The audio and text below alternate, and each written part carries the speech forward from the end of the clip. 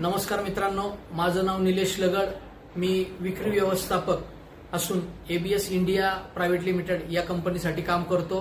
आपणास सांगायला आनंद वाटतो की कोपरगाव भागातील पराग डेअरी फार्म, कोळगाव, ऋतुजा दूध संकलन केंद्र माहेगाव, विघ्नेश्वर दूध संकलन केंद्र विगणवाडी यांच्या संयुक्त विद्यमान आपल्या शेतकरी मित्रांसाठी एक दिवसीय कार्यशाळेचं आयोजन केलेलं आहे.